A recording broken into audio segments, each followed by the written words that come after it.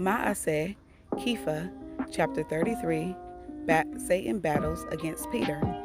Now at the time my master Kepha departed from this place to the city whereupon Philippos had gone, and it was a well-known city, and the name thereof was Carthagon or Carthage.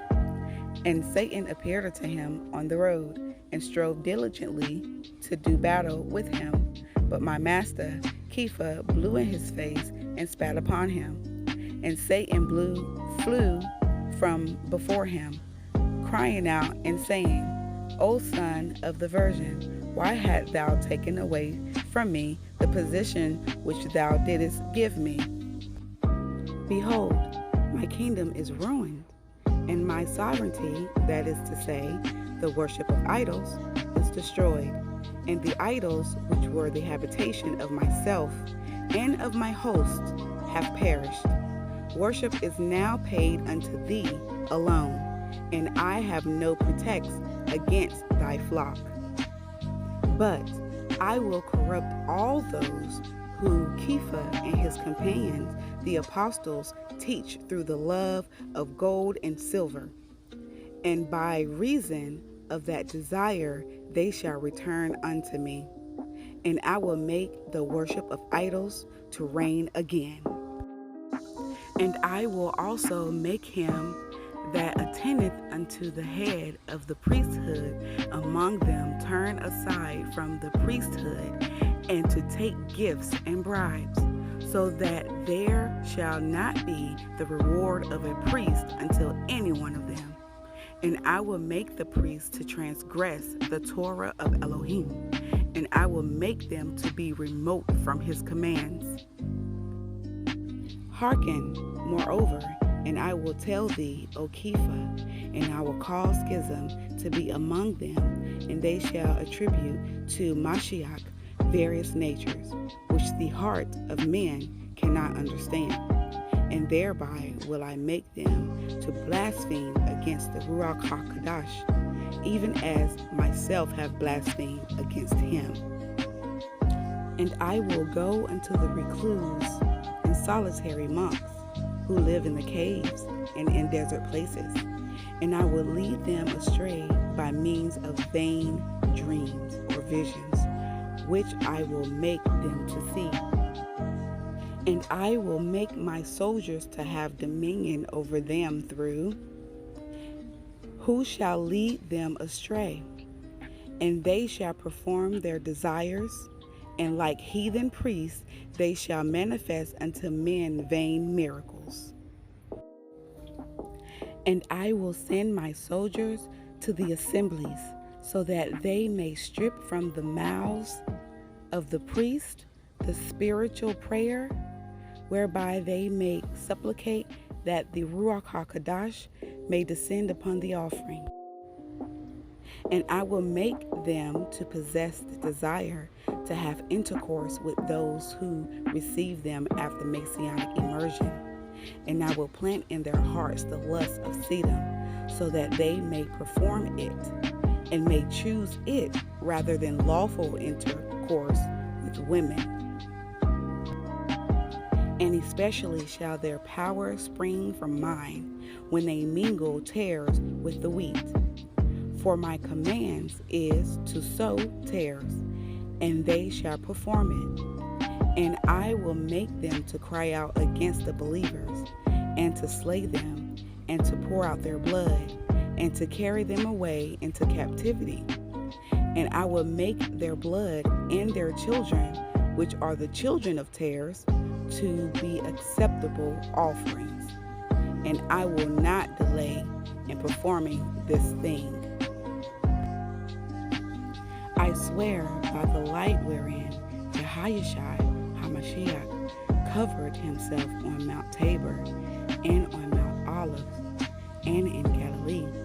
And I swear by the might of thy Elohim, O Kepha, with whom I take counsel, and know ye that he is my king and my Elohim, and that when he was immersed in the river Jordan, it was he who removed me from my place of abode.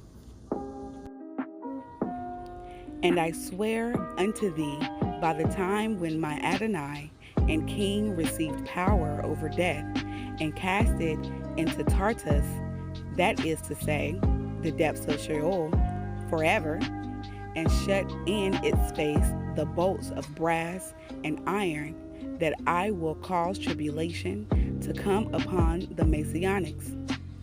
And I will fight against them with all my power, and I will never let them alone until the advent of him that called himself Mashyach.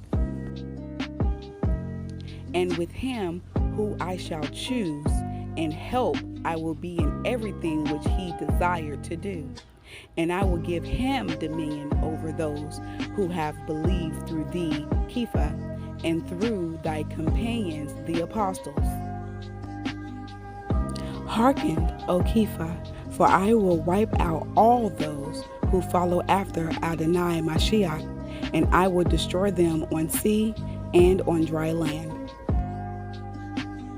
And know this, O Kepha, and understand well, that he, i.e. anti-Mashyach, shall come and shall mingle temptation with the kingdom of Mashyach, and he shall be at that time the means of ascent for the tares who shall come from the south, and the period of their days shall be according to the days of his appearance. Now let's see Apostle Kepha's response to this plan. And it came to pass that when I, Kepha, heard these words from Satan, I made the sign of the cross over my face, and I rebuked him, saying, He who abused himself and took upon himself the flesh of man, and appeared among men like one of themselves, shall blot thee out, O Satan, and he shall not give thee dominion over his servants. And when I had said these words unto him, he fled from before me, and I saw that he became like a flame of fire. And I heard his voice saying, O son of the Virgin, thou son of the Father, thou word of light, thou strength of Adonai, from the days of the times long past, whensoever thou didst wish, thou didst reveal thy power unto me.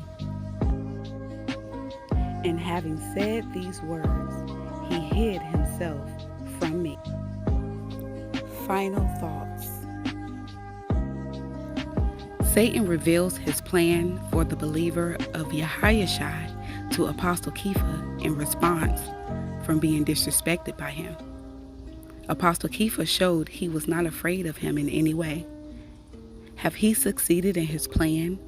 Did Roman Catholicism, Judaism, or any other religious-isms come to mind? Was Constantine one of the he Satan spoke about in verse 30? Did you think of a he from history, from verse 30? Be a follower of the way. Live a set-apart life. Do not transgress the Torah of Elohim. What is the greatest commandment? Did you know when the Pharisees and Sadducees, with a lawyer present, tried to back the Messiah into a corner to get him to highlight one out of the 10 Commandments as being more superior, the Messiah simply divided the 10 Commandments into 2. You see, the first 4 deal with how we love the Most High.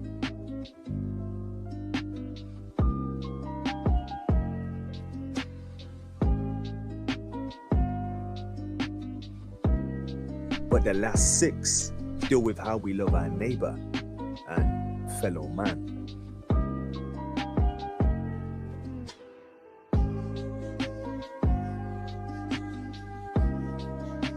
Yahushua said unto him, Thou shalt love the Most High Yah with all thy heart and all thy soul and all thy mind. This is the first and great commandment. And the second is like unto it.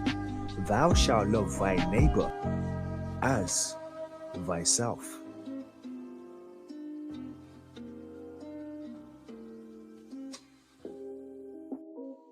The expression of the Most High found in His commandments are the ultimate expression of love. Thus, on these two commandments hang all the law and the prophets. Paul echoes the same sentiment of Yahushua. He says that we should owe no man anything, but to love one another, for he that loveth another hath fulfilled the law. For this, thou shalt not commit adultery, thou shalt not kill, thou shalt not steal, thou shalt not bear false witness, thou shalt not covet. And if there be any other commandment, it is briefly comprehended in this saying, namely, thou shalt love thy neighbor as thyself, a direct reference to love being linked to keeping the commandments. And in closing, this is why Uncle Solomon said, let us hear the conclusion of the whole matter. Fear Yah and keep his commandments, for this is the whole duty of man. And we've just looked at that duty being the duty of love.